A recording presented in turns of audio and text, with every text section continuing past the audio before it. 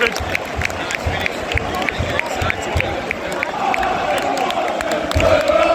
Blue and white, Adam Watson's blue and white. He is Burnley.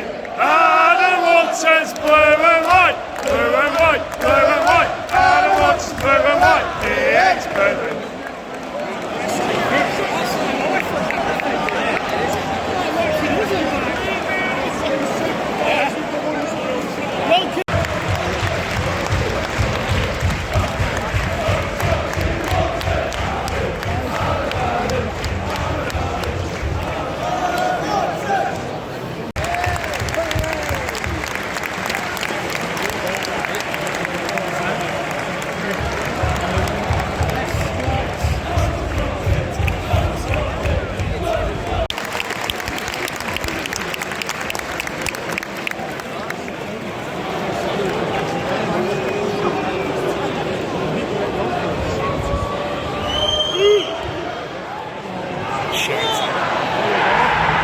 Him again.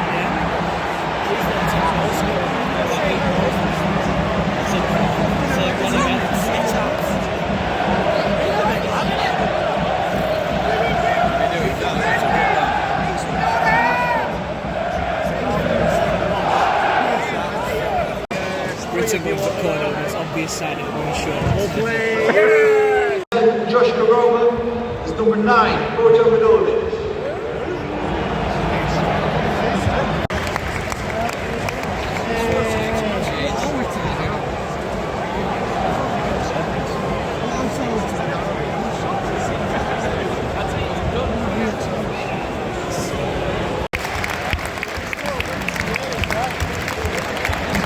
Replacing number 13, Jake Garrett, is number 24, Andrew Moran. Hey!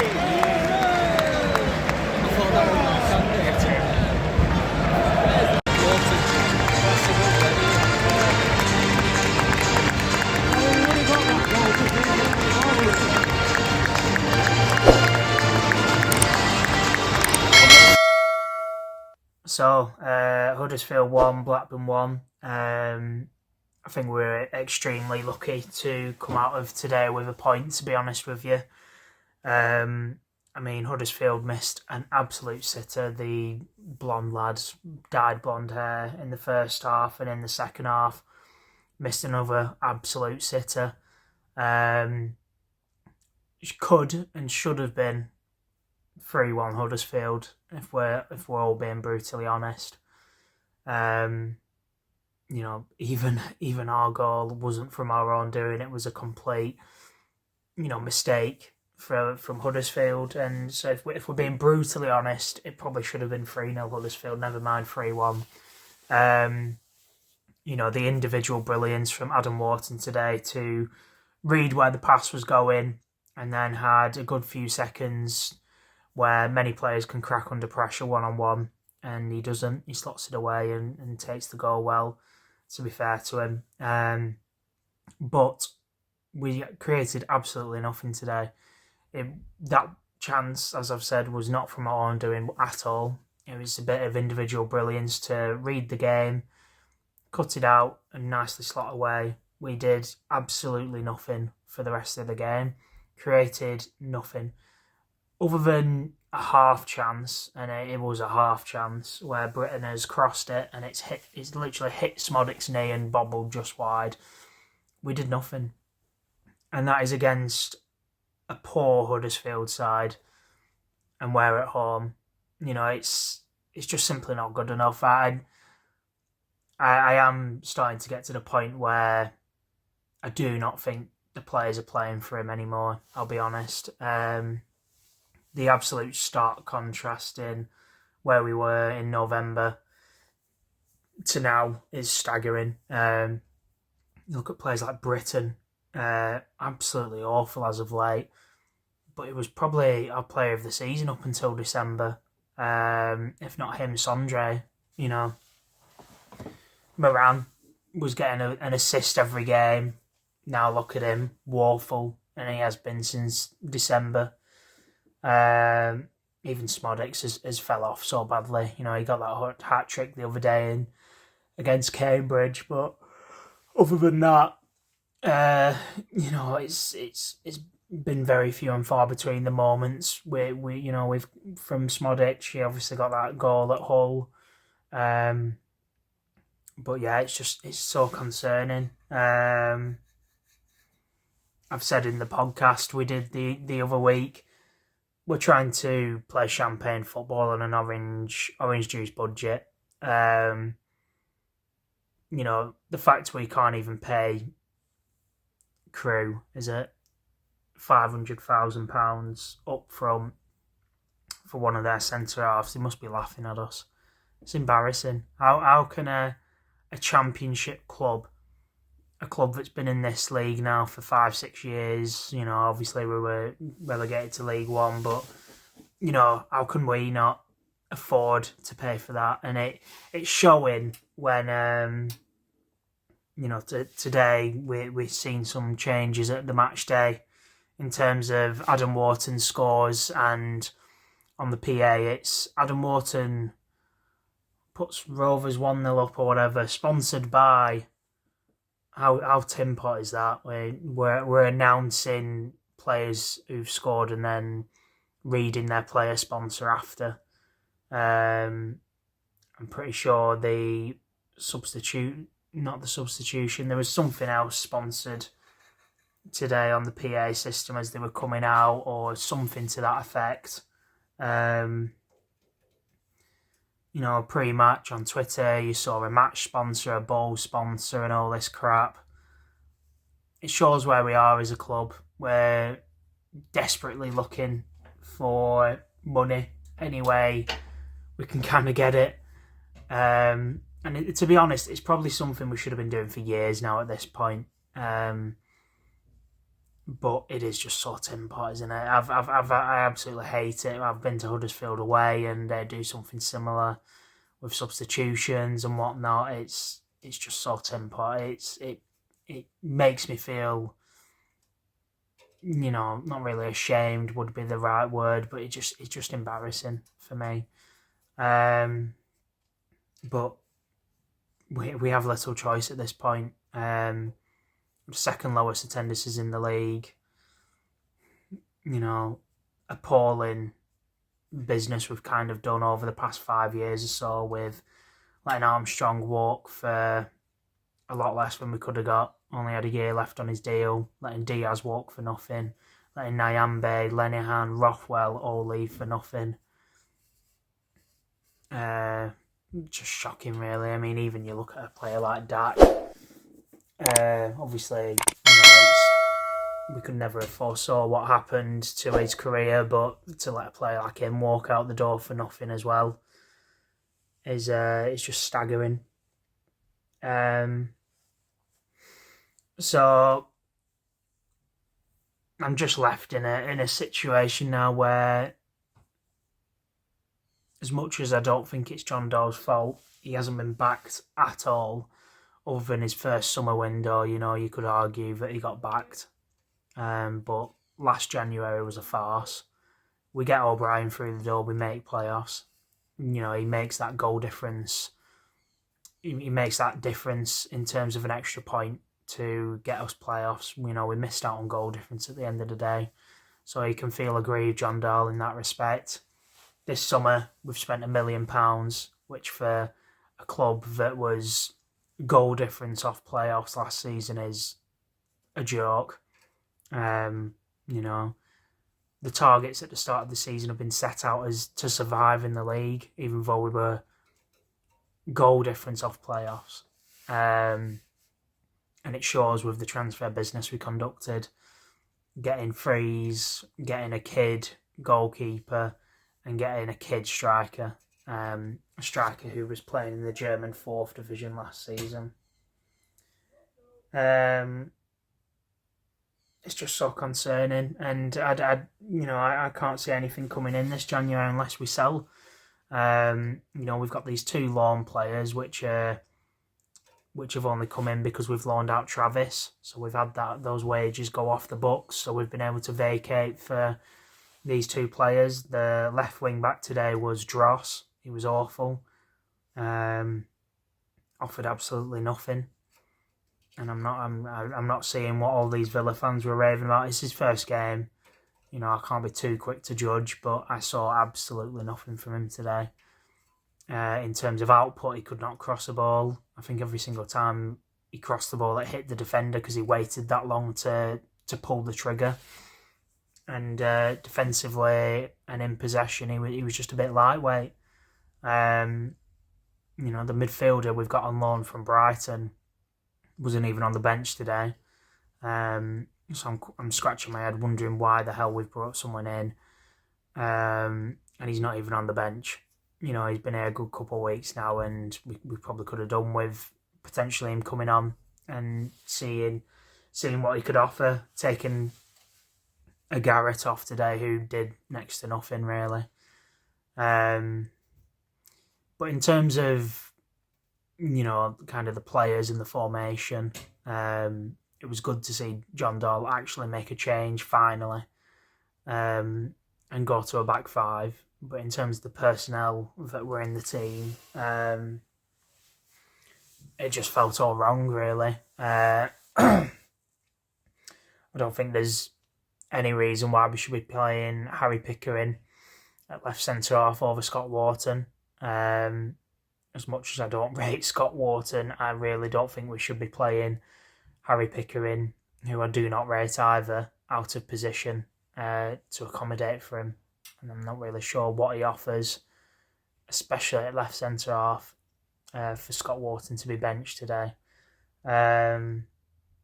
It's a massive blow with Carter getting injured, really. You know, we've just got Hyam back. Just got Wharton back. He was obviously out for a little bit, and now we're losing Carter. And obviously Pickering goes off injured as well. Just seems it's just a never-ending cycle of injuries this season, unfortunately. But it was good to see Pears back in between the sticks. I think there was a couple times where he made the right decision in terms of the first sitter Huddersfield missed. I think Leo in that situation comes rushing out and makes the striker's mind up for him, whereas Pears kind of stood his ground, and the striker was left in a situation of does he shoot or does he pass, and he passes, and thankfully the blonde kid for Huddersfield completely squandered it. There was another good chance where Scott Wharton gets absolutely rinsed, and Pears kind of pressures the player down. That was in the second half, and makes a good save. And yeah, no mistakes today from Pears, which is, you know, very welcome after we've had a mistake pretty much every single game for about 10, it seems, with Leo. So hopefully Pears can stay fit for the rest of the season, and that just inspires a bit more confidence in that back four, which will obviously help without having to worry about having a kid behind him who's well out of his depth. Yeah, Britain poor again today, really. Hyam looked better. I think he's starting to get his match fitness and match sharpness back a little bit.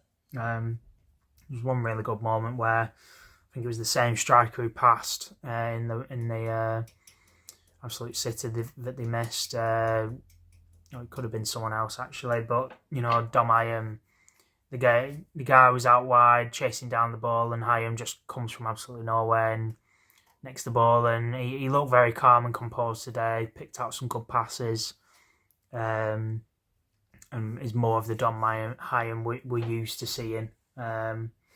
Not kind of the fraud that we've kind of been seeing recently, unfortunately.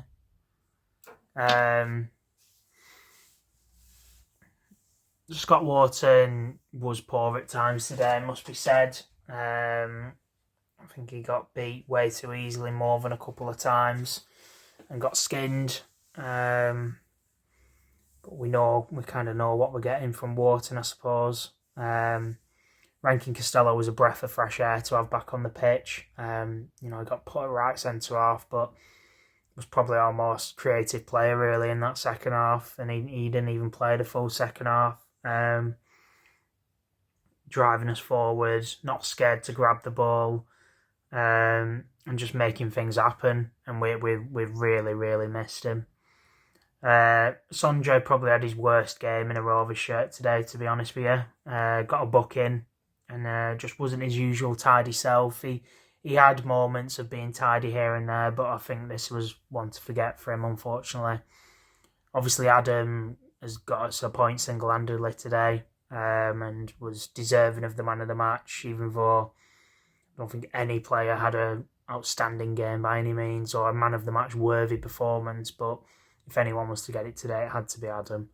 Garrett, as I said, went missing. Smodics, for me, also went missing quite a lot in that first half, but in the second half was just poor. His touch and on the counters, he'd receive the ball and just slow us completely down, which is so infuriating because we are so good on the counter.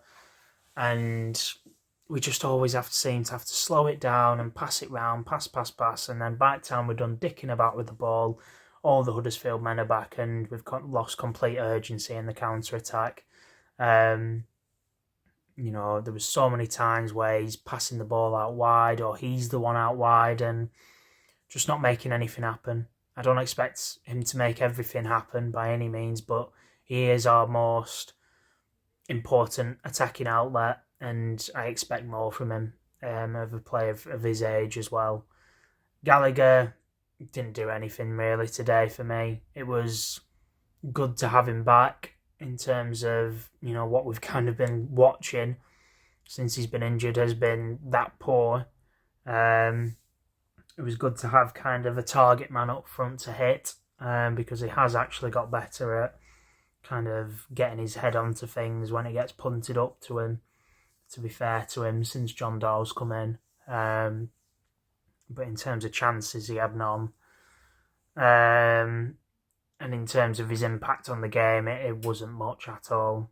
Smodics needs to be playing behind him as a 10. Smodics is not a striker, and it was so clear to see that today. There was no kind of interplay between him and Gallagher.